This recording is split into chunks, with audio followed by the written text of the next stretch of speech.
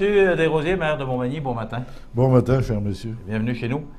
Monsieur Desrosiers, la première question qui me vient à l'esprit, c'est comment ça va matin? Ben, je voudrais vous dire que je disais ça tout à l'heure, j'ai l'impression de vivre un cauchemar, de m'être endormi puis de ne pas être encore réveillé. Là.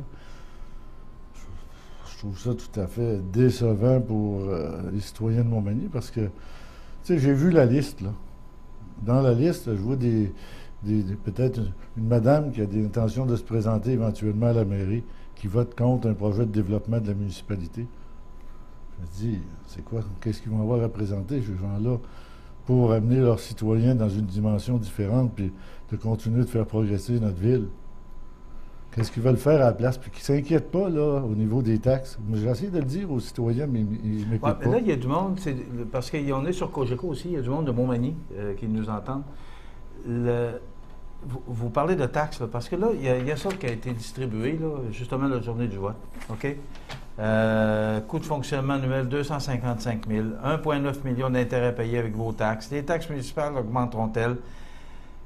On a 15 minutes, là. On va en parler. Moi, d'abord, avant d'aller plus loin, vous parliez tantôt de Saint-Eustache qui ont eu ils viennent leur d'ouvrir. bibliothèque. Oui, ils viennent Ils n'ont pas d'ouvrir. été tendres à notre endroit parce qu'ils disent voyons, gang de Montmagny, les gens de Montmagny, réveillez-vous. Là. Mais il y a des résidents qui n'ont pas été tendres à notre endroit. Oui, pas, mais c'est important de le Oui, mentionner. mais parce les que gens de la mairie pensaient la même chose. Ah, c'est vrai? Ben, c'est parce que en résumé, c'est les gens de la mairie, important de le mentionner. il y avait un projet sensiblement pareil au Ouais. nôtre. Là. Leur projet à Saint-Eustache était de 9 millions. Ils ont eu 3 millions de subventions gouvernementales. Oui, on prend la formule, puis on multiplie par rapport à l'espace occupé, puis c'est ça que ça arrive exactement comme ça. Puis, pour eux, c'est une révélation d'avoir une bibliothèque. Je regardais dans les nouvelles des municipalités le prix Gérard Desrosiers qui est donné à une bibliothèque qui se démarque. C'est East Boston qui a gagné au niveau provincial parce qu'ils ont aménagé une bibliothèque moderne à l'intérieur de leur gare. Ils ont fait l'union entre le patrimonial puis l'utile raisonnable, puis ils ont mis en valeur leur patrimoine. Et moi, quand je regarde la liste des citoyens qui ont signé, il y a des gens qui veulent, hors de tout doute, ne pas de conserver le presbytère dans sa forme actuelle. Puis ils se battent pour... Ils sont inquiets de ça. Là. Oui, ils sont inquiets de ça. Mais Bon. moi, je dis aux citoyens, dans une période de 3 à 5 ans, la fabrique n'aurait pas eu les moyens de conserver leur presbytère dans la forme actuelle. Nous, quand on a travaillé avec la fabrique, c'est pour que ce patrimoine-là demeure d'accès public. C'est la raison. Puis en même temps, on rénovait la partie est du presbytère, la partie en briques, pour faire des locaux pour les curés et leurs bureaux. Et on les loge là pendant les années qui en auront besoin. Ça, c'est important. Là. Ça fait partie du projet. C'est Oui, que vous logez les curés pendant 25 ans. C'est une entente que Pas vous avez... pendant 25 ans, pendant 30, ils en ont besoin de 30 ans. Okay. Il y a aussi longtemps qu'ils seront là. C'est ça qui est marqué dans l'entente. OK. Ça veut dire, tant qu'il y a aussi Alors longtemps... ça fait partie, c'est dans le coût du projet. Oui, puis ça c'est 400 000 pour rénover cette partie-là, pour la rendre aux normes, refaire le chauffage, refaire la répartition des appartements, tout faire ça. Ça fait partie du projet. Monsieur Desrosiers, il y a un texte, je l'ai montré tantôt, qui a été prospectus, qui a été distribué par des gens qui s'opposaient à ce projet-là. Moi, je vais vous poser des questions là-dessus. Oui, commençons par la première. Oui. Coût de fonctionnement annuel de 255 699 $ au lieu de 48 000. Oui. Alors, la Ville a évalué en 2006 que le coût d'opération annuel de la nouvelle bibliothèque s'élèvera à 255 700 $ au lieu de 48 000 présentement donné à la commission scolaire pour utiliser la bibliothèque actuelle. Ce montant est-il plus élevé 6 ans plus tard? D'abord, c'est pas la Ville. C'est une étude qui avait été faite par une firme qui avait donné ces chiffres-là. L'opération, le chiffre qui a été sorti d'opération, qui n'a pas été ventilé. On demande un chiffre, on donne le chiffre. Il n'a pas été ventilé parce que la moitié de ce chiffre-là, c'est pour acheter du matériel. C'est pas pour opérer avec du personnel. Puis nous, l'option qu'on a voulu faire, c'est d'avoir un organisme à but non lucratif qui opérerait la bibliothèque avec peut-être une ou une personne et demie permanente. Bon, je vous pose tout de suite la question. Est-ce que c'était réaliste? Parce que M. Clavette est venu ici et il nous disait que c'était pas réaliste de travailler seulement avec des bénévoles. Est-ce que c'est réaliste, M. Desrosiers? Bien, qu'il fasse une analyse au niveau des bibliothèques qui fonctionnent de cette façon-là.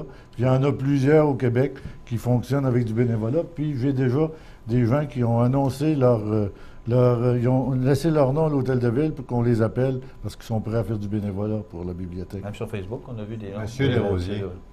Sébastien Clavette a raison à une place. OK?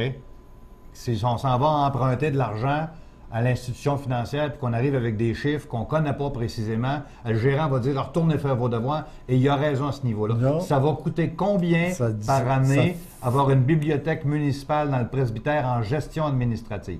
En gestion administrative, ça va coûter l'opération du bâtiment plus une ou deux personnes qui vont gérer le... Puis on va faire une association comme toutes les autres bibliothèques avec Biblio Québec. Réseau Biblio, oui. Oui. C'est combien? Bon, C'est 2 personnes à temps plein à 15 piastres de l'heure? Ben, si tu mets deux personnes... 60 000 de salaire plus l'électricité? Oui, disons que ça coûterait 125 000 pour l'opérer par année. Je trouve pas ça que c'est dispendieux. On paye 48 000 là, aujourd'hui, puis moi, j'achète pour 60 000 $ de livres par année parce que le ministère de la Culture m'a autorisé à augmenter mon achat à 20 000, puis eux, ils doublent mon achat.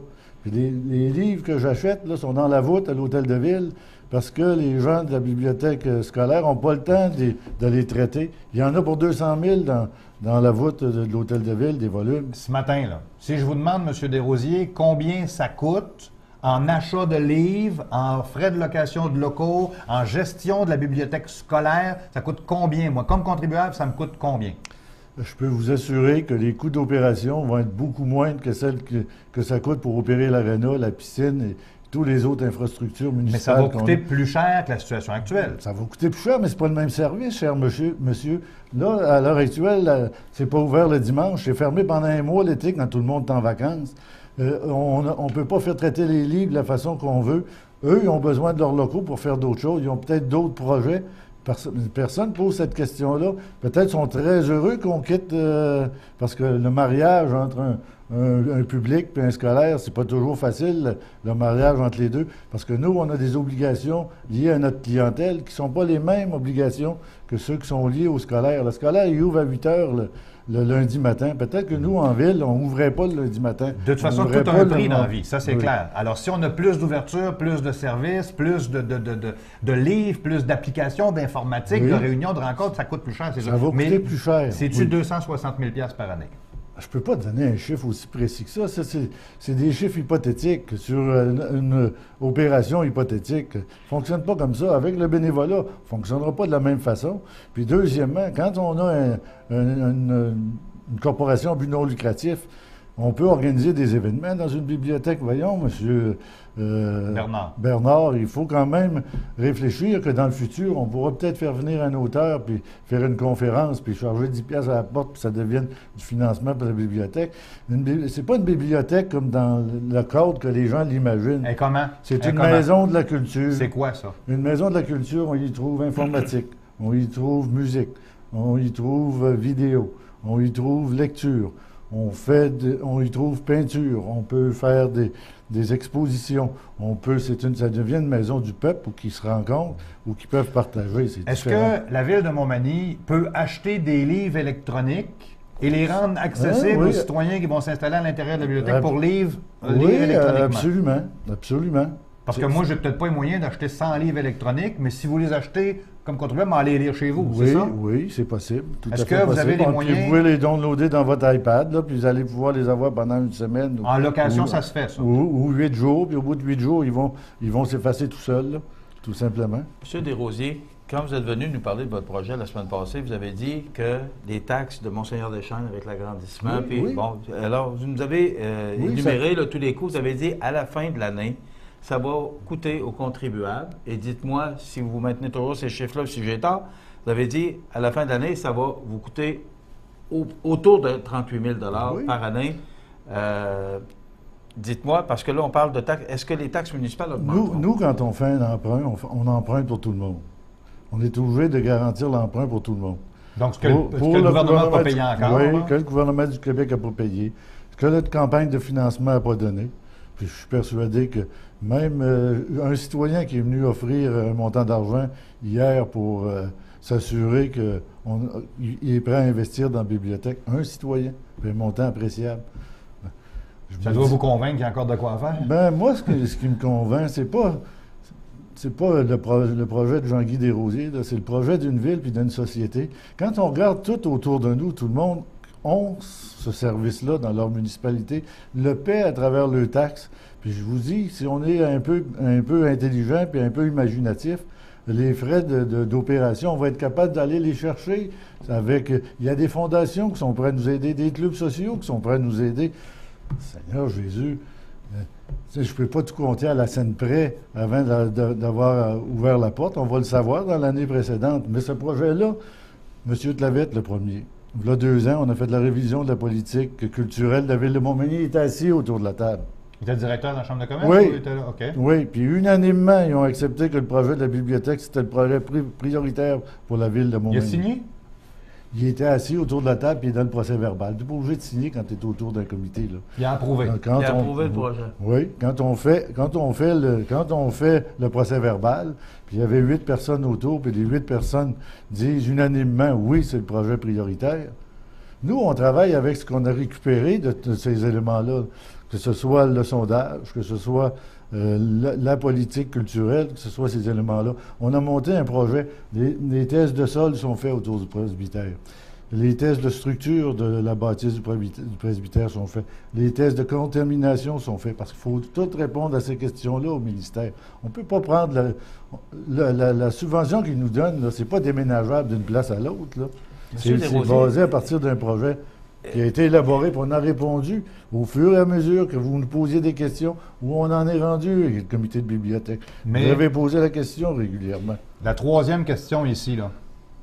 Puis je pense que c'est ultimement un engagement que vous devrez prendre éventuellement. Je suis capable de la prendre, puis sans crainte, en plus de ça, que la taxes, bibliothèque... Il faut dire c'est quoi la question, là? Les taxes municipales augmenteront-elles en fonction de ça? Ils vont augmenter les taxes municipales. Je ne suis pas inquiète pour toutes sortes de raisons, OK? Que ce soit parce que vous avez mis 6 millions sur les routes, ça personne n'a parlé, parce que le tuyau il a pété l'autre jour, ils vont augmenter parce qu'on va avoir 500 cm de neige. C'est inévitable, ça ne peut pas baisser. En tout cas, on s'entend. Non, mais depuis 7 ans, avec tous les travaux qu'on a faits, que ce soit le soccer, le tennis... C'est beaucoup plus beau, beaucoup plus convivial, oui, je vous le mais donne. il n'y a pas eu d'augmentation de taxes en haut du coût de la vie à la Ville de Montmagny. Si je compare à Québec, à Lévis et tout ça, il y en a qui vont me dire « Oui, mais on paye plus cher qu'à Saint-Nicolas. » Vous payez plus cher qu'à Saint-Nicolas, peut-être un petit peu, mais quand vous achetez un terrain à Saint-Nicolas, il est 4 fois plus cher qu'à Montmagny. Bon. Quand vous allez négocier votre hypothèque, le terrain rentre dans le coût de la maison. Si vous payez 140 000 un terrain à Saint-Nicolas, vous le payez 40 000, vous avez 100 000 d'hypothèque de plus. Mais leur taux de taxation est sous le nôtre.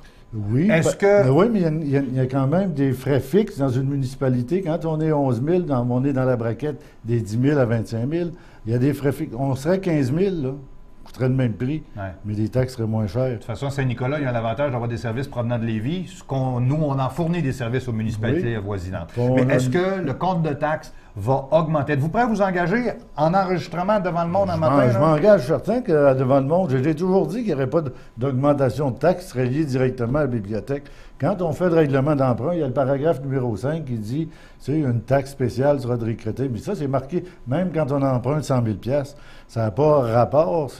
C'est sûr qu'éventuellement, la valeur foncière vient faire un compte de taxes. Puis nous, à partir de ça, c'est là où on va gérer. Puis la façon de gérer, c'est de gérer les dépenses. Puis on les gère en fonction de limiter les augmentations de taxes.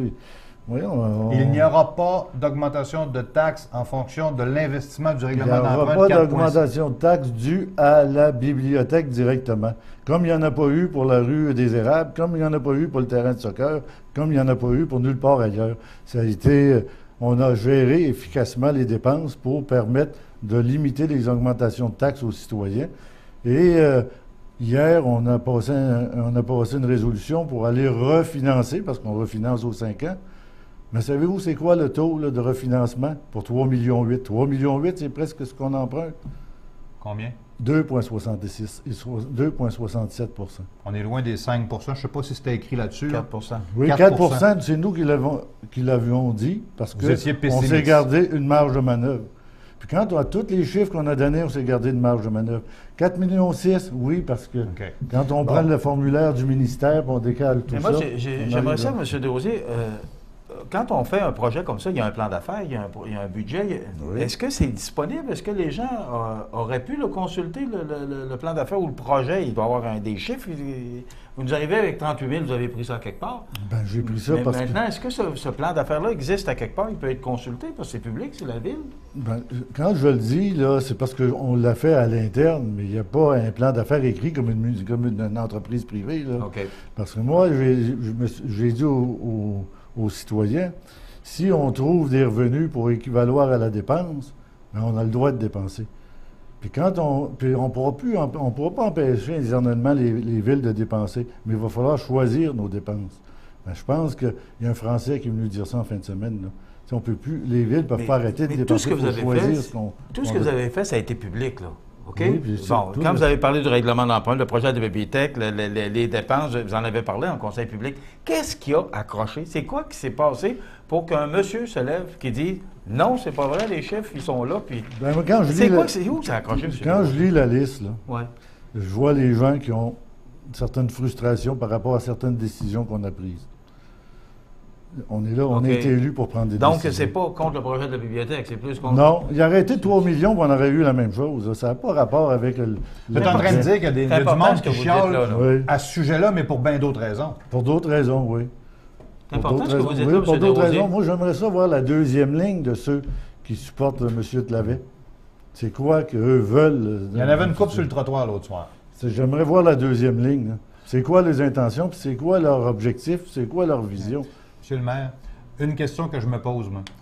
Moi, là, je regarde tout ça, là, puis j'ai pas signé le papier l'autre jour, moi, aller signer pour. Je suis favorable, puis il y a des raisons pour lesquelles je suis favorable à une bibliothèque à Si Montmagny. vous croyez à votre jeunesse, vous devriez être favorable. C'en est une des raisons. Mais l'ultime raison pour laquelle je vais aller défendre ce projet-là, et c'est la question que je me pose aujourd'hui, dans 5 ans et dans 10 ans, est-ce que la valeur de la ville va être plus élevée? Est-ce qu'il va y avoir plus de citoyens à Montmagny? Est-ce que ma maison va valoir plus cher parce qu'on fait ça aujourd'hui? Parce que si vous avez une bibliothèque, vous avez une chance de récupérer des nouvelles familles qui viennent s'installer chez vous. Mais la question précise, d'après vous, là, Moi, je suis arrivé à la ville de Montmagny, la valeur foncière de la municipalité était à peu près de 550 millions. La valeur globale de la municipalité. Elle est aujourd'hui à 941 millions. Elle a doublé. On est à la veille d'arriver au milliard.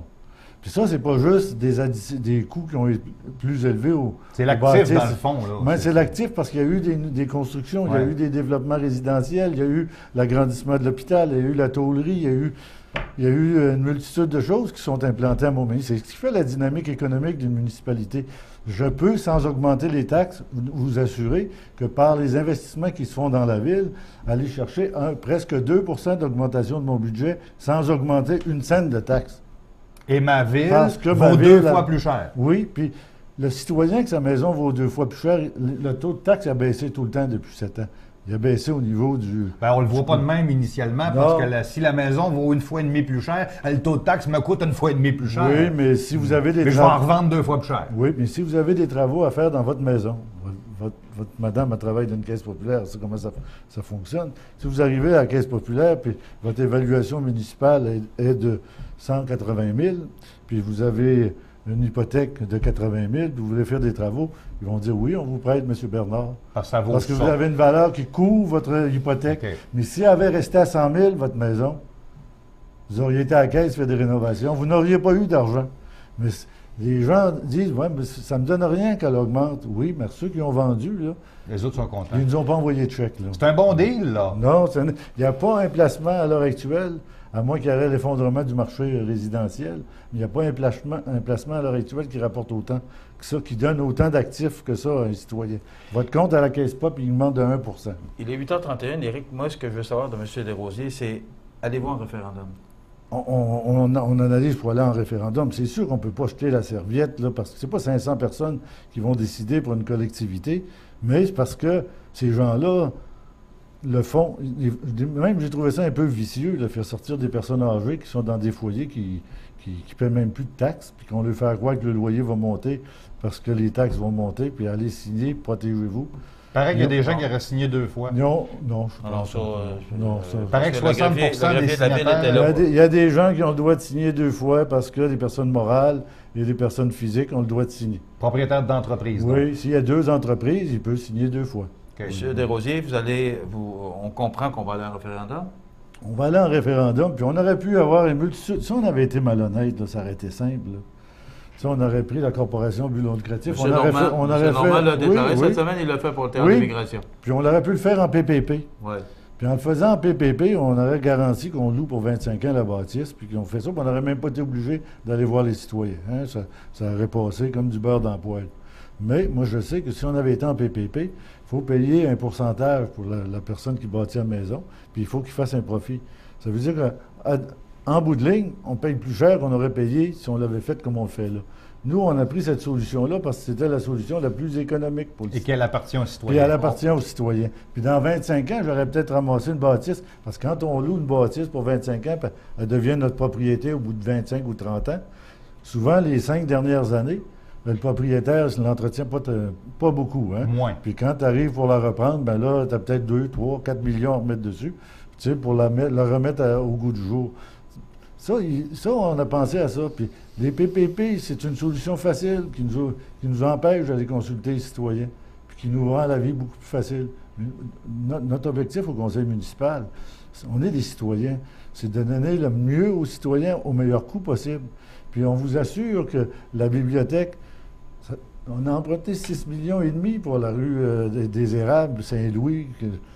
Est-ce que les gens ont vu des augmentations terribles, le compte de taxes? Ils l'auraient vu à l'heure actuelle. On a bâti un stade de soccer qui a coûté 2 millions. On a tout remis aux normes, la piscine, accessible aux handicapés, changé le système de filtration, système d'aération, refait les vestiaires. Tout l'équipement de la ville là, est à la fine pointe. Elle a été entretenue de façon exceptionnelle. On vient de refaire le réservoir. On a sorti la génératrice dans l'intérieur du réservoir parce que s'il y avait eu une fuite de pétrole, on arrêtait dans le trouble. On s'est donné 4 pieds de plus de réservoir. On a maintenant une autonomie de 24 heures avec le réservoir, ce qu'on n'avait absolument pas avant. C'est des détails qu'on connaît Puis pas. on pourra peut-être arrêter de fonctionner l'usine de traitement de l'eau durant la nuit, pour sauver un chiffre de travail. On gère la municipalité. On n'est pas là pour exploiter la municipalité. Moi, je suis là pour la gérer, la municipalité, de façon adéquate. Mais est-ce que vous parlez de la rue des Érables, la rue Saint-Louis, parce que ça a été tout près de 6 millions? Reprenez-moi si je ne sais pas les chiffres qu'Éric nous a mentionnés. 6,2 millions peut-être. Bon. Mais est-ce qu'on aurait pu s'opposer à ça? Ben oui, la même chose. À Comment chaque ça, fois, qu'on à s'est chaque fois qu'il y a un Il n'y a règlement. pas une personne qui est venue signer pour un règlement d'emprunt de 6,5 millions où on mettait des tuyaux neufs en dessous du béton. Chaque fois qu'il y a un règlement d'emprunt, il y a un registre Là, qui on est veut disponible. donner une infrastructure culturelle à une... C'est essentiel. Les gens qui habitent le centre-ville, le commerce au centre-ville, Ça va être quoi la question? la question, ça veut dire, acceptez-vous le règlement d'emprunt pour la construction? On appelle ça une bibliothèque. En réalité, il ne faut pas appeler. On appelle ça une bibliothèque parce que quand on dépose au ministère, si ça ne s'appelle pas bibliothèque, il n'y a pas de subvention possible. Si on appelle ça maison de la culture, on retourne avec notre cahier. On appelle ça bibliothèque, puis quand on l'opérera, notre bibliothèque en maison de la culture. Référendum, c'est une question. Oh oui, c'est une question. C'est le règlement d'emprunt, c'est la même question. On n'a pas le choix. Ben non. Le mot bibliothèque va-tu être là? Ben, il faut qu'il soit là. C'est dans le projet de base avec le ministère de la Culture, c'est... Bibliothèque. mais les gens, ils pensent bibliothèque. Moi, j'essaie de le faire comprendre. C'est tout l'aménagement de la place de l'Église. Mais les gens, ils focusent juste sur bibliothèque. Sur les livres cordés avec des petits codes. Oui, puis là, ils croient n'importe quel Don Quichotte qui lui fait croire de n'importe quoi, qui prend des chiffres n'importe où.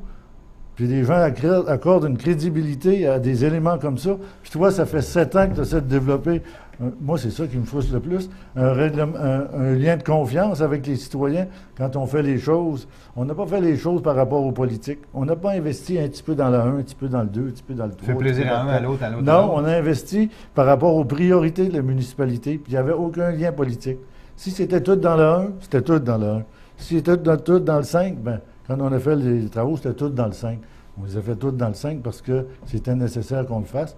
Il y avait, dans les priorités, c'était les priorités les plus urgentes pour les 5 prochaines années. On a devancé l'investissement de 5 ans parce qu'il y avait 62 de subventions. Les gens ont encore des subventions. Mais quand on réussit à négocier une subvention de 1,2 million avec le ministère de la Culture, puis là, on va lui dire 3 ans après, les gens, ils n'en veulent pas de bibliothèque.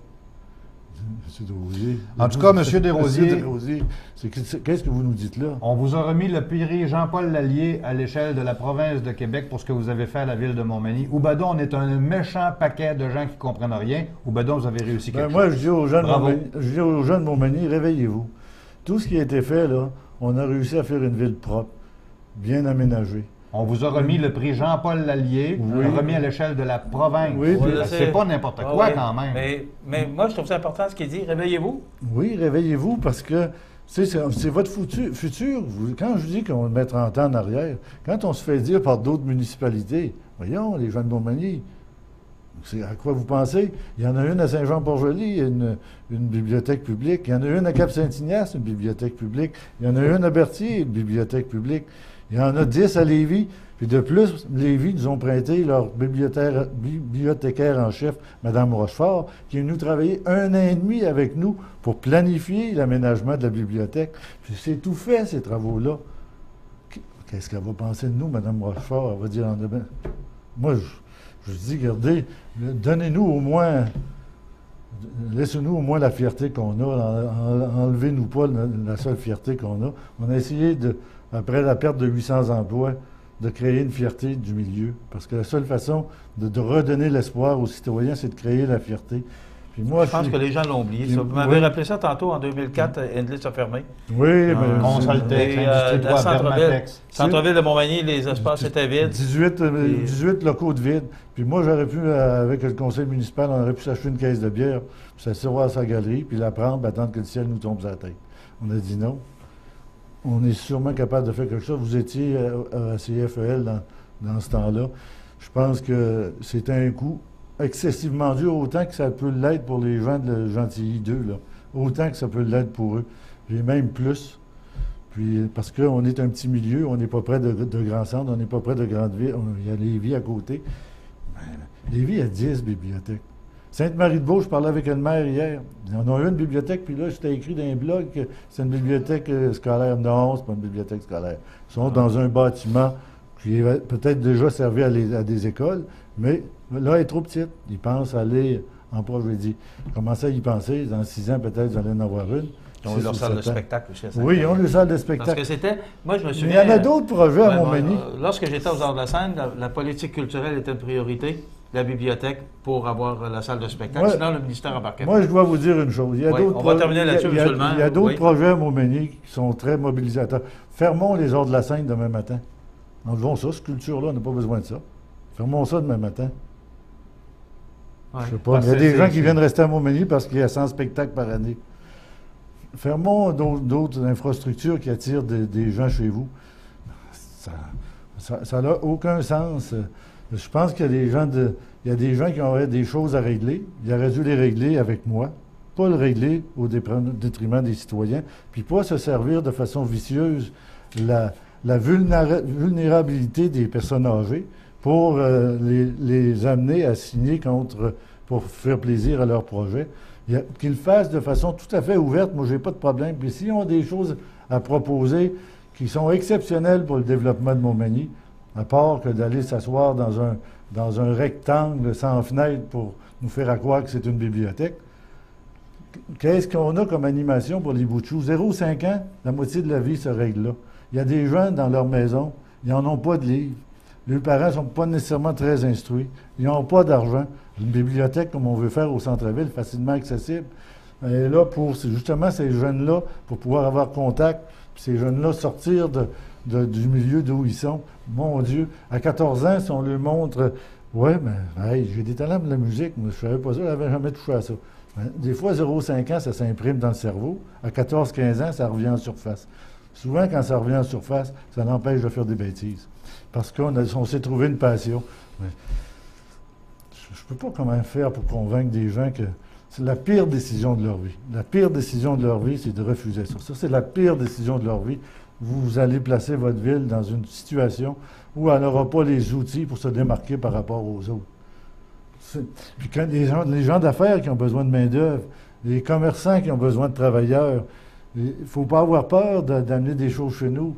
Il y en a des gens qui, parce qu'il y a un côté positif à la municipalité vont s'installer chez nous, ils vont grossir leur entreprise à Montmagny au lieu de la grossir ailleurs. Mon Dieu, ces gens-là, c'est parce qu'ils ont senti que dans le milieu, il y avait des gens fiers qui étaient prêts à travailler. Est-ce que ça lance un message négatif, justement, à ces gens-là qui veulent s'implanter ici? Bien, moi, je trouve qu'à l'extérieur, ça donne un message très, très négatif. Ça donne un message d'ouverture d'esprit d'une population. Puis, on ne peut pas calibrer l'ouverture d'esprit d'une population sur 535 personnes. Tu sais, j'ai vu, il y a des anciens directeurs qui sont venus signer. Des anciens profs, des profs actuels, des Des directeurs profs actuels. Comment ils doivent savoir que c'est essentiel qu'on mette les jeunes en contact avec la culture à leur jeunesse? Le sport, oui. La culture aussi. Tu sais, on disait, on va bâtir un centre multisport qui va coûter 10 millions. Les gens, ils diraient, puis même pas sur nos terrains. Les gens diraient... Et c'est drôle parce que ceux qui sont contre le projet de bibliothèque municipale disent, on en a déjà une scolaire, on a déjà un terrain de tennis, déjà un terrain de soccer, déjà un terrain de ci, déjà... Puis ça prend un centre multisport pareil. Ça, je la comprends pas, moi. Oui, parce que moi, je pense que suffisamment au niveau du sport, on a tout ce qu'il faut nécessaire pour satisfaire une population. Je regarde à Lévis, ils sont congestionnés au niveau des loisirs. Il faut regarder la facture loisirs aussi à Lévis. Il ne faut pas juste regarder la facture taxe. Parce que nous, on supporte beaucoup les organisations communautaires. On supporte beaucoup, puis on aide les gens qui veulent s'aider. Parce qu'on se dit, ben ils vont développer des choses, puis éventuellement, ça va être rentable pour la municipalité. Je suis content d'entendre ça. Il y a des gens qui veulent s'aider, c'est nous autres, ça. Ouais. Salut, M. le maire. Monsieur le maire, merci beaucoup d'avoir été Non, là. je passe la moitié de mes nuits à répondre aux questions. Là. Ouais. Puis à me poser des questions, puis j'ai dit... Puis ça m'empêche de dormir, parce qu'il était 3 heures ce matin, je ne dormais pas. Je me dis, dans quel monde on est? On a eu des sondages qui ont dit que c'est au centre-ville. On a eu d'autres choses qui nous ont dit que c'est au centre-ville. Le presbytère, on règle le problème de la fabrique. On règle le problème de stationnement. On règle le problème de sécurité au centre-ville. On a aménagé un marché public qui répond à des besoins de citoyens, services de proximité. Ça devient beaucoup plus piétonnier. Il va y avoir 100 personnes de plus dans les nouveaux appartements. 100 nouvelles personnes de plus qui sont autonomes. Ils vont aller magasiner où, ces gens-là? On va vous donner l'opportunité de venir en parler. Vous aller allez défendre votre référendum. Là. Alors, votre projet, pas votre référendum, votre projet. J'ai comme le gars, on a du temps d'antenne à vendre aussi. Ouais. Oui, On doit vous arrêter parce qu'il est 9h15. Ben, ça me fait rien, je pourrais parler jusqu'à 10 heures. Oui, ça, je le sais. Mais vous viendrez nous revoir. On va s'en aller directement à la nouvelle positive. Jean Carbonneau, on présente la capsule. Oui, parce qu'on a d'autres choses. On a de quoi de bien à Montmagny, c'est le service de la protection des incendies. Effectivement. Et on a des capsules très intéressantes pour vous montrer, c'est le 10e anniversaire. Alors, après la nouvelle positive. J'aimerais que vous m'invitiez, qu'on parle de la valeur foncière et qu'est-ce que ça représente au niveau d'une municipalité. Bonne idée, ça. J'aimerais bien vous expliquer qu'est-ce qu'on fait avec ça, puis d'arrêter de stresser les citoyens en pensant que si ça monte, ils sont dans le trouble.